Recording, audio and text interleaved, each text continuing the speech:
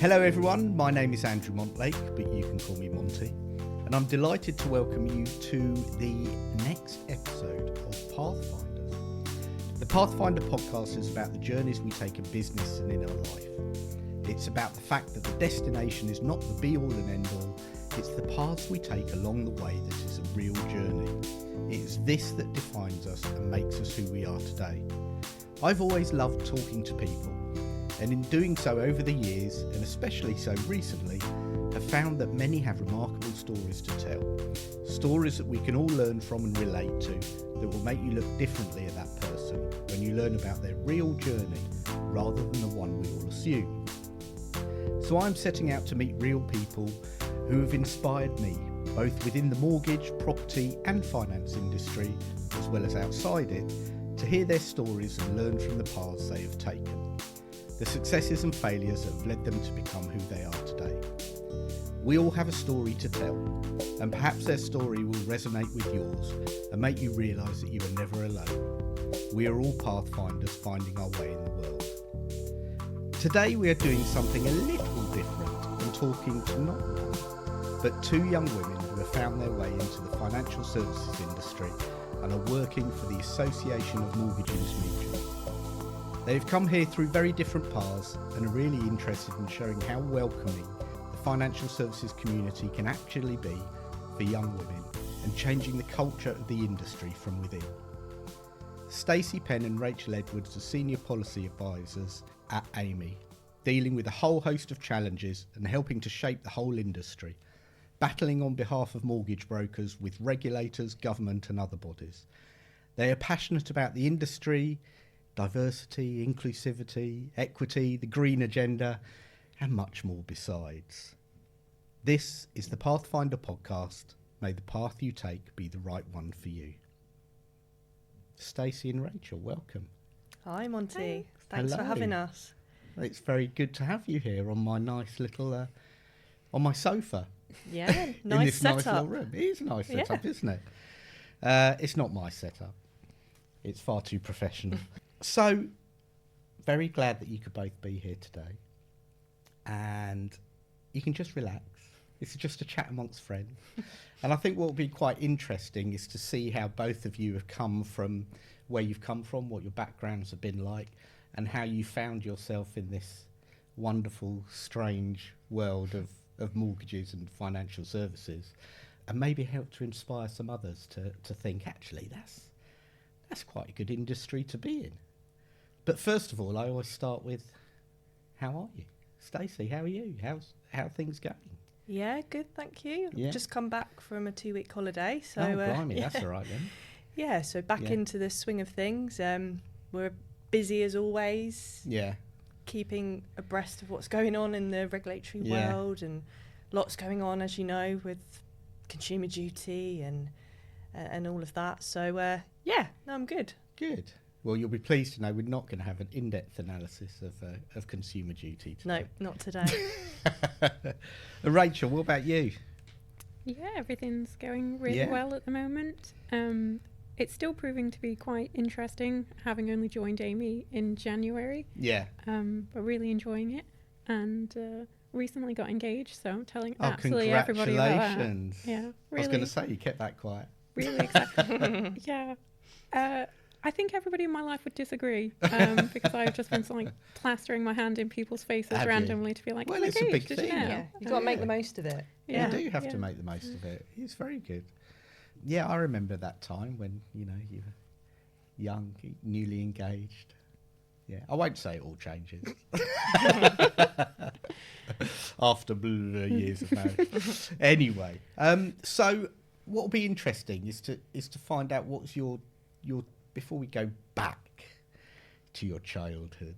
What's a typical day for you ladies now? Rachel, what's a typical day entail for you? I feel like a typical day is varied, but it does follow like a set routine. Like, I'm really thankful that we get to work from home. Yeah. So I like mosey on up out of bed 2 minutes before I'm supposed to start work, feed the cat, feed the dog. A lot of my time at the moment is spent trying to sort of get up to speed on everything in the mortgage industry that I might not know very much about. So at the moment I'm trying to delve into SMCR, and I spend a lot of my time doing the diversity and inclusion. So it's a lot of responding to people. We're due to be launching the mentoring scheme very shortly, which I talk about a lot. I'm very excited for that. So it's a lot of like just sort of corralling people and I know inserting myself into conversations so I can talk about the mentoring scheme. Well, we'll talk a bit about that a bit later, because that's quite interesting. Positive that everybody that I've spoken to in the last 3 months has been really thrilled with my introduction of, hello, I'm Rachel. Have you heard about our mentoring scheme? So it's a lot of doing that. And I think just a lot of attending meetings so that I can get up to speed on what everybody else is doing. Like Chloe's doing absolutely fantastic work with green mortgages. So I try and keep as up to date as I can with that in case she ever needs like any help or assistance or just to support her and have conversations about it. Yeah. And I'm slowly getting myself up to date with consumer duty. So again, I can just sort of participate in the conversations without like a really blank look on my face. So I think it's going well, hopefully, so far. No complaints. Good. Well, I haven't heard any complaints, so yeah. Still you're employed, okay. so it's going great. And so same as you? Same for you, is it? Yeah, I'd say it's slightly different because I've been at Amy now since 2019. Yeah. So part of the furniture now. Yeah, definitely. So I'd say my day-to-day, a lot of it is reading and writing, which thankfully I enjoy because you do have to love that part. Well, that would help, Yeah, and I promise I won't mention it too much more, but obviously consumer duty has been a big part of my role and is at the moment. Just engaging with firms, we've got working groups, I'm involved with other trade body groups as well. So that's a lot of my time at the moment is dealing with that. Just really providing support and guidance because there's a lot to it. Yeah. And so reading and writing, obviously you're looking at complex documents. I mean, I'm not going to lie. I'm really pleased that you enjoy doing that because I look at complex documents and all some of the technical stuff and I just glaze over. I know I shouldn't say that, but anyway, I do. And actually what you girls do amazingly is make sense of it all and put it into an English that I can understand, and that's really good. Have you always been that way inclined, even when you were younger? Were you like what was young Stacy like? Well, she loved school. Yeah. She loved English. She loved spelling and all of that. So I feel like this was the natural fit for me. So I'd say very academic ever since I was younger. Like school reports would always be like, oh, she's very conscientious and that. Yeah, so, a lot like mine. Yeah. So that's always been, I'd say, kind of in my blood, that passion for reading and writing. Like I did English literature at A-level, did Spanish at A-level as well. So it's kind of always been about language. Okay, that's interesting. I never knew that. Yeah, so really enjoy that aspect. And you do have to like that attention to detail in the role.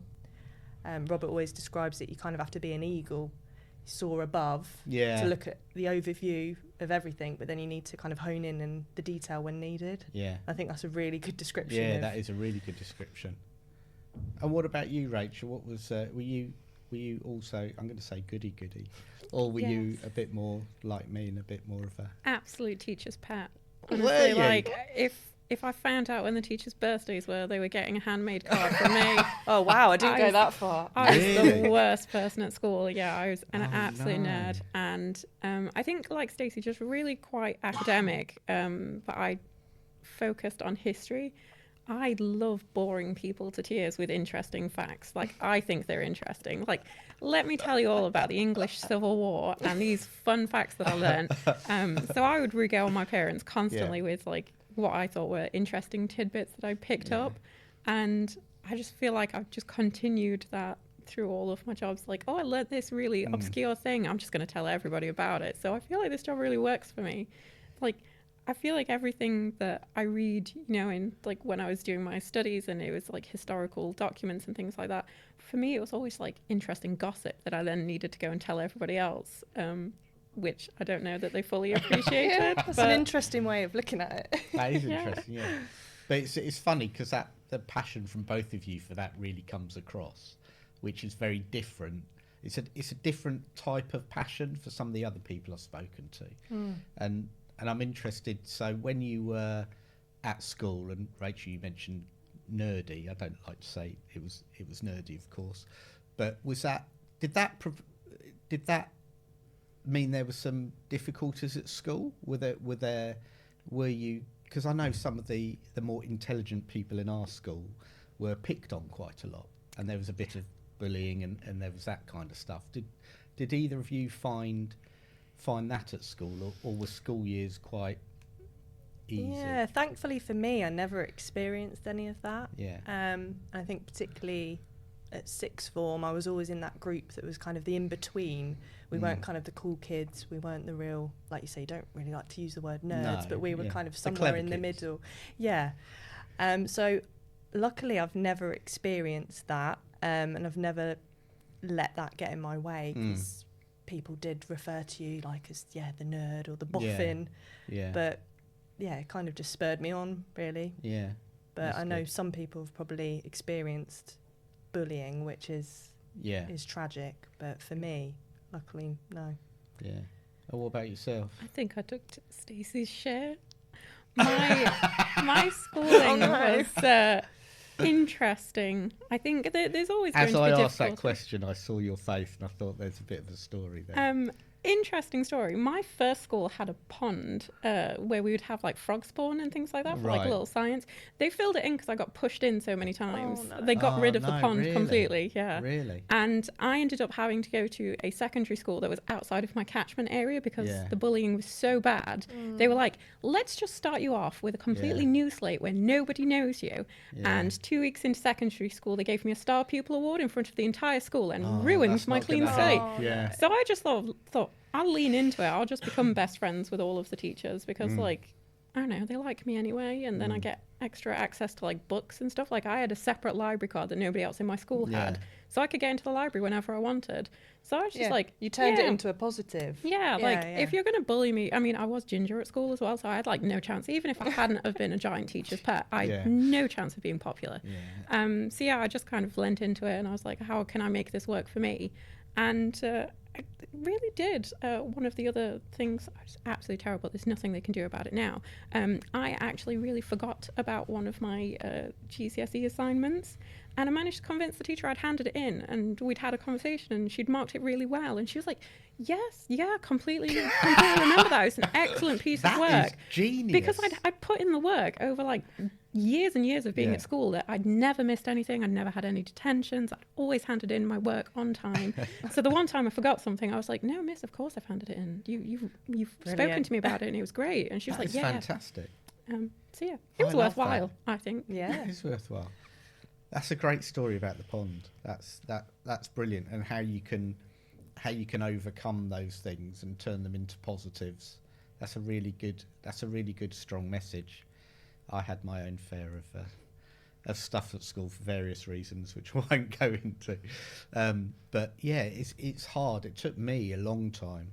I'm probably still struggling with some of it now in terms of trying to turn all that negativity into positives. And that's really interesting, because the moment we met you, you've always, well, you both have, but you come across really positively as a very positive person with a positive outlook. So that's the thing for me that I struggled more with was, as a teenager, I had glasses, braces, and acne. Right. Okay. So whilst I didn't have that experience of kind of bullying, you do have that to kind of contend with and tackle. And I know I'm not the only one that's gone through all of that, but that's your classic teenage angst, isn't it? Yeah. Yeah. And that's a lot to deal with when you're like 15, 16, going through GCSEs and all of that pressure. I did tell my daughter the other day, and it was actually something my son had said. He'd said, and this was really perceptive, so he's just turning 15, he had told his friend, and his friend was having a few problems with some bullies, and he just said, just remember, you're going to be their boss in a few years' time. Love it. And I thought that was a really interesting way of looking at it. But anyway, so what did you want to be when you grew up? What was it? What were your first thoughts about where you wanted to go? my memories are of being at home as a child, wanting to be a teacher. I'd recreate the school environment kind of at home. I'd create my own register, my lesson plans. This is brilliant, Stacey. And I'd sit there and I'd really deliver the lessons. Yeah. And I don't really know where that aspiration went. I don't know whether I'd spoken to some people who were teachers and maybe they'd put me off. And then I started, as I was getting older, towards GCSEs, I thought, I really want to be a journalist because I like the writing and that side. Then that dream kind of died. I think it was just because I realised it's quite a competitive industry. Yeah. And then I kind of floated and didn't really know what I wanted to do. I just ended up falling into university because that's what the school kind of said. Well, look, you're academic, you're hopefully going to get good grades. That's what we want you to do. But when I ended up going to uni, I actually did it for 4 months and decided it wasn't for me, which was a complete shock to me personally. That's interesting. Because I'd always had that vision, that's what I was going to do. And I got there and I just felt quite disillusioned by it. And just something inside me just didn't feel right. Have you ever put your finger on what that was? No, and it's something I've kind of battled and grappled with over the years since leaving uni. Because I remember sitting there with the tutor saying, I want to leave. So you did leave early? Okay. Yeah. I left after 4 months. Okay. And I remember the tutor saying to me, you sure you want to leave? What have you got lined up? And I was like, I don't really know. And it was the last year before the tuition fees were due to go up as well. So I had all of that in my mind. But something inside me was just, this isn't for me. And it's only recently that I feel like I've come to terms with that decision, because for years, particularly with friends going to uni, most of them did, I was doubting myself, have I done the right thing?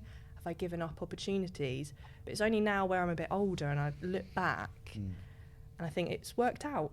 You're happy and you enjoy what you do. Yeah, it's exactly. It's not the be all and end all to go to uni. Yeah. And that's another important message, isn't it? Because a lot of people put themselves under so much pressure, and sometimes it isn't for them. And making that decision. Look, Stephen Bartlett. Listen to his Diary of a CEO podcast. He dropped out, didn't he? Because it wasn't for him. And look at him, he's done all right. And so there is that message that actually it's important to do things that feel right for you, and things do have a habit of turning out. Yeah, and I tell you what's really helped is speaking to people within the mortgage industry, where I've been chatting to them at events, at the Amy dinner, for example, and I find out that they haven't gone to uni. Yeah, that's right. And you actually think, because in my head I just thought by default you must have gone, you've got into this position. So I think one thing that people could do more of is actually talking about the podcast is a brilliant way to do that. Talk about their journey and their experiences, because you don't know who that might kind of inspire. Yeah, we'll come back to that. Yeah. That's a good point. Rachel, what about you? I wanted to be an archaeologist. Did you? Yeah, for a very, very long time. And that's why I did history at university. And then I started talking to people who were archaeologists. And really, honestly, late in the game, found out that they spend 90% of their time in classrooms teaching people about archaeology instead of doing the stuff. And I just wanted to be in a field digging up walls like on Time Team. So really disappointed with that, to be honest. And yeah, it kind of honestly shattered my worldview. I was really disappointed. And then I was sort of sat there in my final year of university thinking, what do I actually want to do then? What did I ever want to do? And I just wanted to do something that I felt made a difference. If I'd have found something as an archaeologist that nobody had ever seen before for thousands of years, I get that. Feels like I'd have made a difference. Yeah.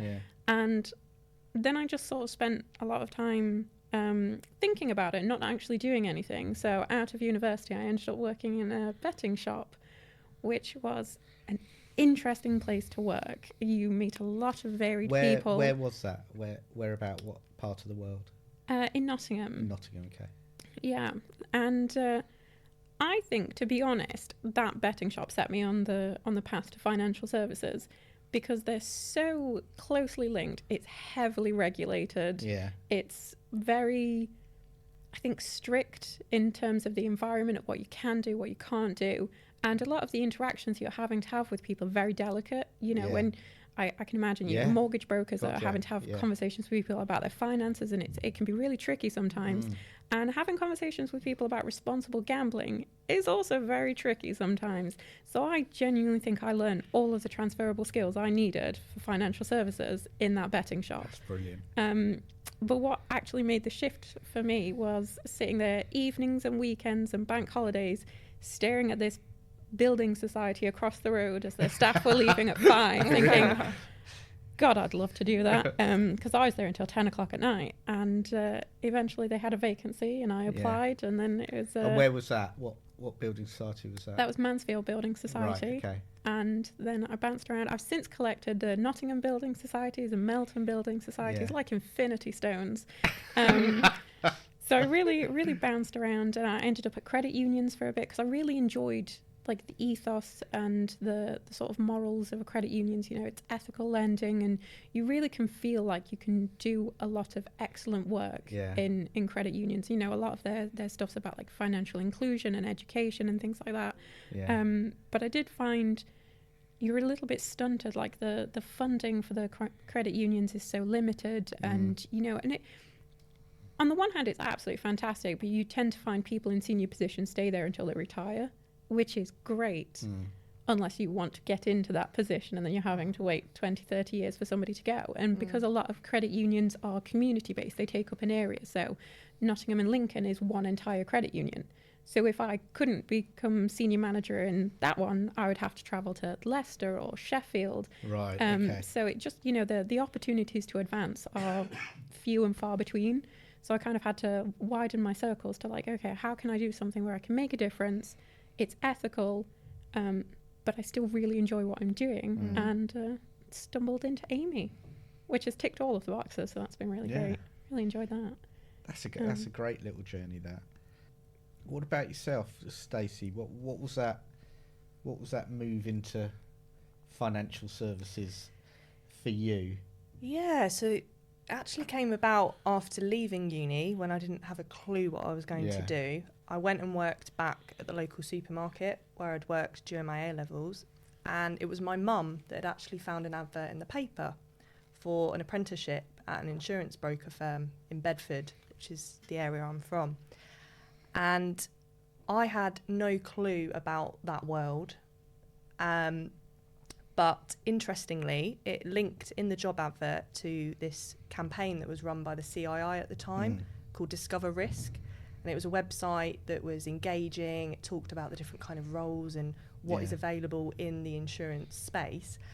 And I looked at that and I thought, hang on a second, there's a lot of opportunity here. Seems quite exciting. So I applied for the role, was lucky to get it, and spent a bit of time working in their London office, rotating around different divisions, and then eventually ended up in their high net worth division. And then after that, I worked for another broker for a bit, but then after I'd done my exams in insurance, I realised that I still did enjoy that reading and writing aspect that I'd always had inside of me ever since I was younger. And it took me a while to work out, how can I use these skills, and is there a job out there that I can kind of combine both, like the financial services aspect and this reading and writing. And that's when the role came up at Amy, and it's kind of ticked every box and enabled me to combine both worlds, which I never thought was possible. Yeah. So it's interesting how you both, now you're working at the same, you both come from very different areas and backgrounds and journeys and etc. Have you ever felt that, obviously there are a lot of young women who look at financial services, as you mentioned, there are a lot of people generally look at FS and think, oh, you've got to be this, you've got to be that, you've got to have a degree, when actually, especially in the mortgage industry, you couldn't be further from the truth. I think, for full disclosure, I got an unclassified in my A-level maths. Let me just make that very clear. In fact, my A-level maths, I drew a picture. But I think that was more to me being quite a naughty student than actually anything else. But yeah, so you don't actually need those types of no, definitely of things. But Have you ever felt that as a female that it has been unwelcoming or difficult or in that way? I'd say I did experience in my old role when I was working as an insurance broker, some things like I'd answer the phone and a client would say, "Oh, I want to speak to your colleague. Can I pass on details as his PA?" Just little things like that. An assumption that you must be the PA. And I remember that when I was dealing with a book of clients back then, there was one male customer who said he didn't want to deal with me, and he didn't say it straight out, but I could tell it was because of my age. I think, and also I think because of my gender. So kind of little things like that I did experience in that role. I'd say the mortgage sector is very welcoming and opening, and the work that we're doing kind of in the D&I space I think is brilliant, and really kind of trailblazing the way for how things should be done. What about yourself, Rachel? I think I've definitely had conversations where I think I'm getting like an unusual vibe from this person. I don't know if they like... is that you and me now? Sorry. No, sometimes you can just have a conversation, like Stacey says. It's not necessarily like completely outright. You're getting a sense that they're being slightly more difficult with you than with somebody that maybe looks a little bit different. But I think I've really looked out in a lot of the jobs that I've had in financial services. I have had, a lot of female managers, and the sort of adjacent departments have had female managers. So I think I've really, really benefited from that, in like I've never had to, kind of prove that I'm worthwhile more than anybody else I would think have to, because a lot of the people around me have been female.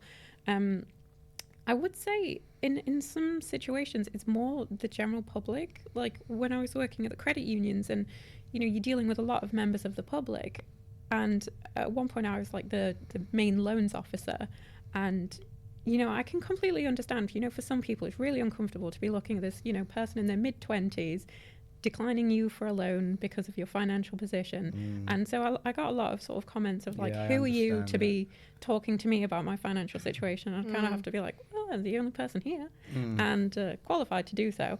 So that it's more I think so with the members of the general public than I have experience with co-workers, thankfully.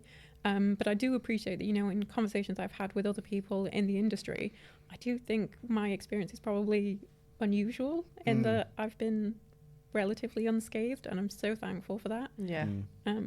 It's been mostly fine, I would go with. Good. And you both think, obviously that part of the work that you're doing so well with Amy is on the diversity side of things, equity, inclusivity, and that's changing. And I think although it is slow, there's still been, actually, you can look back on from where we were a couple of years ago, and I think there's been a marked change. But that's easy for me to say sitting here as a white male. Have you really felt that difference in the last couple of years, and all the work that you guys are doing so well? Yeah, I think it's definitely given people a platform and a more inclusive and safe space to talk, and I think that's really come through in terms of feedback from people that have been involved in our D&I groups, and just also with events as well. Like we've got the Women in Protection event was a couple of weeks ago, and that's not just for women. It was great. I didn't attend myself because unfortunately I was on holiday, but I know that men attended too, which I think that's really important to have that kind of allyship. So I think in that sense I've definitely noticed that.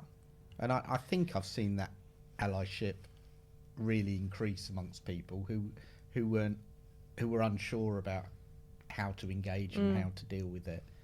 Have you seen that? Obviously you're very close to it, Rachel, at the moment. Definitely. I would say there's been such a shift across financial services in the last few years. I think not only in there are just more people from such a diverse background in senior positions, you know, and I don't think we're completely all of the way there. No. But, you know, like if you were potentially talking to somebody that's new into the industry and they're like, oh, you know, I'd love to be connected with, you know, somebody that's in the LGBT space that's a senior manager, you could find somebody relatively easily. You could find somebody to sort of pair them up with and, you know, get them to have a conversation with. So I do think, like, you know, the actual sort of metrics have definitely shifted in a positive way. But like you say, like the visible allyship of, you know, I've definitely witnessed in an office setting, somebody's made a comment and 2 or 3 people will turn around and go, that's not very appropriate. Why would you say that? Which I think like 10 years ago would not have happened. Yeah. You know, people would have just taken the route of, oh, just ignore it and I'm not part of the problem because I didn't say it. And I think there's been such a huge culture shift now of people are a lot more comfortable getting up in front of co-workers and saying, that's really inappropriate because of X, Y, and Z, don't do it again. And that's such a huge part of it, especially, you know, I think a lot of the conversations that we've had in the D&I space is it can be really tiring for people from minorities to constantly have to fight these battles that nobody else has to fight. And even if it's just 1 or 2 that somebody will fight for you, just on a minor thing in the office, it's so relieving, I think, for people. That's a really nice point. Yeah, like, you know, if you're not having to have all of the conversations all of the time, and you can kind of leave it up to some of your co-workers that you trust, and you can just think, I haven't got the capacity in my brain today, I just want to come to work, crack on with things, and I don't want to have a conversation about gender or race or sexuality, knowing that, you know, if anything inappropriate is going to happen, your co-workers are supportive and behind you. I think that's making a huge, huge difference to people. And I would say, just as an addendum, I think neurodiversity and physical disabilities is something that's really ramped up since the pandemic, because obviously working from home has been such an absolutely amazing accommodation for a lot of people with disabilities that have probably been asking for them for years to be told, oh, I can't possibly accommodate that. The pandemic's shown, yes, you can. And now they've got those accommodations, they're not having to give them back. It's really opened a lot of people up to more jobs in financial services, and I think across so many other industries, because now you think, well, I don't have to maybe put myself off from applying for that job because I wouldn't be able to travel or, you know, stuff like that. When now we know these accommodations can be given and they're not very difficult, I really think we're opening up to a huge talented pool of people that we may have overlooked previously. And I think that's a massive message. I mean, when I look at, you know, betting shop in Nottingham, you know, Esther interviewed before a small rural village in the Netherlands.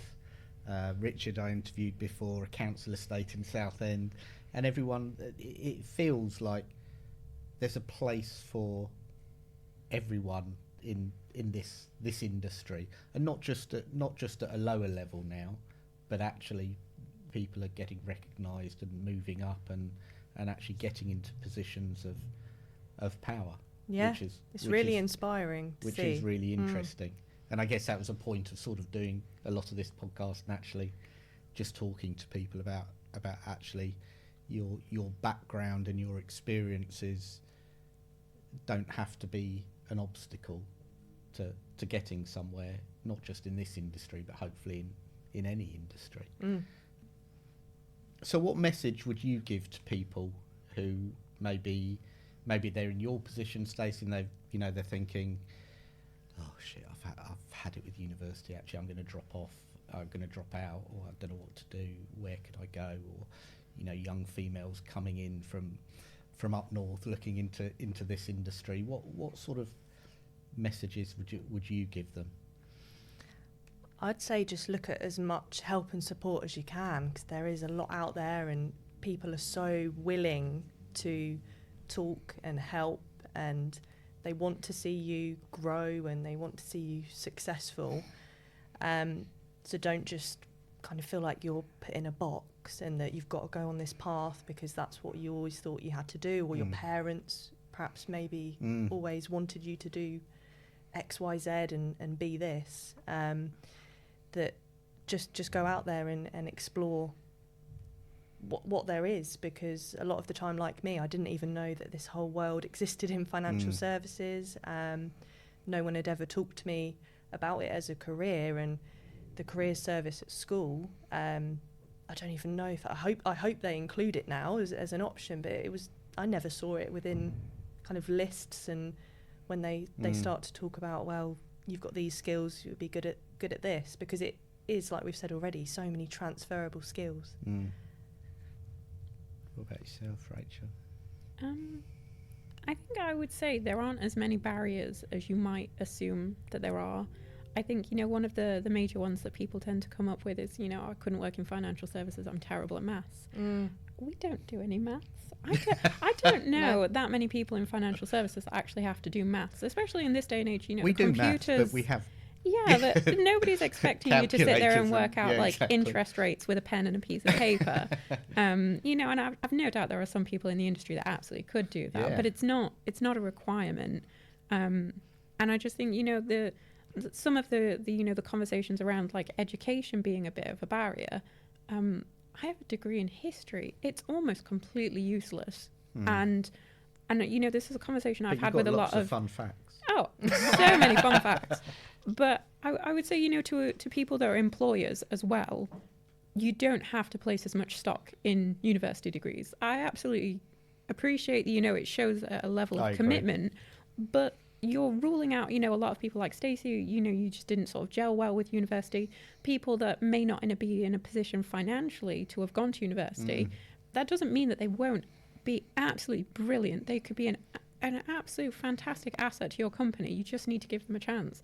It's not the be all and end all, especially if you're, accepting people like me with history degrees. It's really quite relevant. Well, there's diversity in action right there. Well, yeah. Very, very diverse. If you ever want to talk English Civil War facts with me, just hit me up. I don't get to flex them I'd love these to, days. but just looking at the size. So what would you say, so both of you, one of the other questions I ask a lot of people is around what motivates and drives them. So what would you say is your main motivating factor now? What gets you up in the morning? What excites you? I would say it's actually going back to some family struggles we had when I was younger with money. My dad's always been self-employed, and he struggled with some mental health problems, and so money's always been this concept that it was quite difficult. Sometimes were tough, but he had that great work ethic, and I think that combination kind of spurs me on, because I see how hard he's worked, and he always wanted to be able to provide for his children, and I think that has passed across to me, and that kind of ambition. I've always been quite ambitious, so I say that's what continues to get me up in the morning is that kind of view, and that I've proved that things are possible if you put your mind to it. That's really interesting. What about you, Rachel? I feel like I'm just going to go full weird with this answer. I love the contrast between you two. It's brilliant. Go on. So when I was younger, we were learning about the Egyptians, and their concept of the afterlife is that when you die, everything that you've done gets put on these scales, and it's basically trying to see whether you were on the whole a good person or a bad person. And I decided very young that I was going to be a good person, come hell or high water. And so I think a lot of the stuff that has shaped who I am as a person is how many people can I aggressively help today? How many people can I improve their lives in some way, whether big or small? And I think this job has really sort of enabled me to get a huge reach of like little good points in my afterlife book of I can do something really positively and make some sort of, slight industry change that is going to help people. And I think that really is what drives me. I feel like it sounds slightly selfish that I'm just trying to balance the scales in my favor. But I think it's just one of those things, I just want to get to a point, at the end of my career where I think I've helped so many people and created lasting change. And it was great. I loved it the whole time. So I think I love the link back to history. I love that. I can't stop myself. Like Egyptian spirituality and history. It never really stops. Like that. We're going to need a longer pod. So, what is the best single piece of advice that you have had? Oh, it's a difficult one. Go on, Stacey.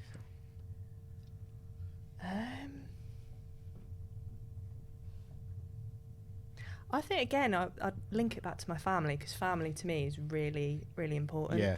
And my dad has always said, do what makes you happy. And I think that resonates through everything, through work and wider life. So that would be mine, very short and simple. That's good. Yeah, do what makes you happy. Rachel? I think I'd go with, you have to be your own biggest cheerleader. You can't expect anybody else in your life to be as interested and devoted to everything that you do as much as you are. Like, you have to be able to advocate for yourself and think, no, actually, I'm great at what I do. I'm going to ask my boss for a raise. Or I'm great at what I do. I'd really love a promotion because I think I'm capable of doing that. Like, you... And it absolutely is really difficult, I think, to get into that mindset. But figuring out that you are fantastic and you deserve to be in the role that you're in and you deserve to succeed really is key to helping drive you forward. Like, you have to be your own biggest cheerleader. See, that is brilliant, because, and both of those are brilliant, because what's really interesting is when you talk to a lot of people, they're not their biggest cheerleader, they're the exact opposite. They're their biggest critic. And I know that's really true for me. I'm just my biggest critic. I think I'm good in some things, but actually, sometimes I just think, what have I done? Just a bit of a failure, really. But I know that sounds really weird, but it's a really interesting concept, and that mental strength you need to be your own cheerleader and keep believing and keep going. And you're right. And actually, I guess I do have that, because I've only got places in work environments because I'm not afraid to knock on the door and ask. I'm not afraid to say, actually, do you know what? I've been working really hard. I've done this well. I want this, or I deserve to this, and this. And a lot of people don't have that, and that's something that is really important. Yeah, well, something Rachel and I were talking about earlier was imposter syndrome, which really I'm the very definition of that. Yeah, and I think it is a really hard thing to overcome. But that, again, is a topic that I think more people are talking about. There's been a lot more at events. People are more openly talking about it, and that's really refreshing, because when you hear that other people are going through that as well, you realise, oh, okay, it's not just me being difficult. It's at all levels as well. Like, you see some really senior people admit that they've had, issues with imposter syndrome. Yeah. And I genuinely thought, I haven't met one senior person yet who hasn't. Yeah, and it's such a surprise, I think, when you think, oh, what, they're going through the same things as me. And that, to be honest, is quite weird, because they're just people at the end of the day. But I feel like sometimes you kind of look at these people, especially like, sort of like senior management level, and think, oh no, they're all-knowing, all-powerful people, and they're just human at the end of the day. They'll have a lot of the same struggles. They're just in a different job role. Yeah. So I'd absolutely really say that it's difficult. But one of the things I read years ago is that if you reiterate to yourself like positive messages repeatedly, eventually you can just like hijack your brain into believing them. Yeah. So I'm just like attempting to be aggressively nice to myself, and eventually I'll just get to a point where I'm like, actually I can do this. Yeah. And I think it's getting better in that, like, I'm putting myself out there for things that make me incredibly nervous, and instead of backing out of them, I just get heartburn these days. So, it's I'm getting much better. In a few years' time, I'll get to a point where I won't even have heartburn anymore. It's going to be great. That's brilliant. Time goes when you do these podcasts, and I know we've done a fair amount of time already, probably 40, 45 minutes. I've got to give you 3 minutes on mentoring. Tell us about the mentor scheme, why it's important, and how people can help. Yes, so Amy and Imla are joint launching this mentoring scheme with the help of DIF. So we just wanted to be able to give people a space where they could connect with potentially senior people in the mortgage industry and just like kind of get a little bit of help, a little bit of career advice maybe. And one of the things that I think is going to be absolutely fantastic about this mentoring scheme, which is free, I feel like I need to point out. I feel like we've not necessarily mentioned the fact that it's completely free, and that's such a huge selling point. Yeah. One of the things that we're going to be doing is allowing people to match up with people that have shared life experiences. You know, so you're not going to necessarily get somebody that's had the exact same start as you, but like, you know, if you were a young black woman that's coming into the industry and you really want to know like what obstacles am I likely to face and how can I talk to somebody that's already overcome them, we can try and match you up with somebody that has that shared life experience. Or, you know, if somebody is neurodivergent but they only found out, you know, later in life and they've recently overcome that, and you're, you know, through that process yourself, we can try and match you up with somebody so that realistically the mentoring is a lot more bespoke than potentially other mentoring schemes have been, where you're just going to be paired up on the fact that you're in the same industry. This is going to be somebody that's going to be able to provide tangible career benefits to you, but in a way that is actually going to work for you. You know, they can provide different accommodations and different solutions, and maybe just frame the conversation slightly differently as well, so that it's going to be really helpful. I think for mentors, it's going to be invaluable, because I think, you know, for a lot of people that have been in the industry a really long time, you can kind of get to a point where you're not seeing how things are working on the ground. Like, you don't know how difficult it is to get into the industry. You don't know how difficult it can be to get ahead in the industry. And I think that's going to be really helpful for mentors to get that up-to-date experience from somebody that's going through it at the time, which is why we've included sort of reverse mentoring, which is going to be so helpful, you know. Again, allowing people to connect with people that are brand new into the industry, and just being able to get an insight into a completely different experience that you may have had. And I think some of the feedback that we've had from other mentoring schemes is, you know, that there's potential for a bit of a power imbalance. But I think because you're not necessarily going to be mentored with somebody that's in your organization, and, you know, you might be sort of 25 and new to the industry, matched up with a CEO, but he's not your CEO, so talk to him however you like. Exactly. You know, it's going to be fine. Well, that's really important, isn't it? So yeah, I think it's going to be good, and hopefully it's going to be a really comfortable environment for people to sort of have these really helpful conversations, and I think it's going to be really enriching for everybody involved. So we're going to be launching that in the next couple of weeks. We already have the link live for if you wanted to sign up to be a member, which, you know, you can contact me about. I'm absolutely happy to send out that link. But yeah, the actual live will be going in the next couple of weeks, and we're making a lot of noise about it, so it's very exciting. I'll tell you what, in the show notes to this, we will put the link and how people can get in touch, because I think that's really important. I always ask this last question, and if you've listened to the others, you might be prepared. If you haven't, you've got to think quick. So, Rachel, if you could meet anyone in history, this could be a long list. If you could meet any one person, who would it be, and what would you ask them? This is going to be another weird one. Henry VIII, and depending on how old he is, I would ask him if he's had any hunting accidents, because there's a really interesting theory that Henry VIII had this complete personality shift due to a hunting accident in which he fell off his horse. Really? And then it was immediately after this alleged hunting accident where he decided to create the Church of England and divorce his wife and really alter the entire course of history, because he fell off a horse. And I just want to know whether it happened or not. Like, it's such a huge mystery that I just... if there is some sort of afterlife in which I can find out the answer, I'll be so happy. I just need to know. That's not the answer I expected. But that's brilliant. Don't know how I can compete with that answer.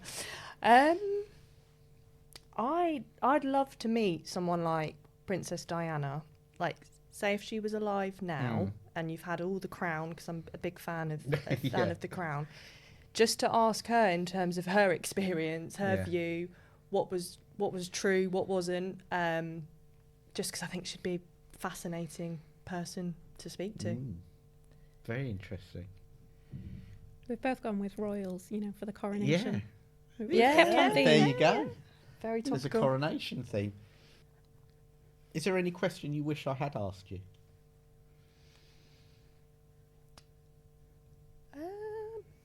perhaps around what more the industry could do with apprenticeships, because I'm very passionate, having come into the industry via that route.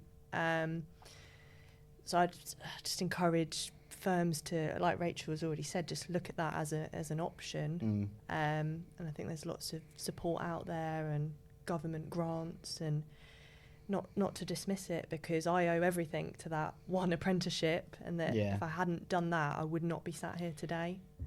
So I'm really grateful that I was given that opportunity at a point in my life where I was kind of thinking, oh, have I screwed up? Have I made a mistake? Yeah. Good. Anything from you? It's going to be a history question. No, I was just about to say, I feel like I've been really happy with all of the questions, because I've got to talk about everything that I'm really, really interested in. I've waffled so much. It's been great. I've had a great time. Thanks. Oh, thank you very much. So, thank you. No, I think this is really interesting, because I deliberately, as I said to you before, I deliberately hadn't prepared for this. So I didn't know, and I've learned a lot about both of you and your different experiences, and I think I know you a hell of a lot better now and what drives both of you, which is really interesting. And I'm sure there are people out there listening to this that will see part of themselves in each of you, and actually that you've inspired a lot of people. So I hope and that's really, really good. That's really, really good. So thank you so much for coming. You. And thank you all for listening. If you do like this, please do pass it on to others, and don't forget to leave a rating or a review. As I said, I've got the rest of 2023 lined up from some very interesting people from all walks of life, and I'm sure you'll be interested to hear their journeys and the paths that they have taken to get where they are today. This is the Pathfinder podcast. May the path you take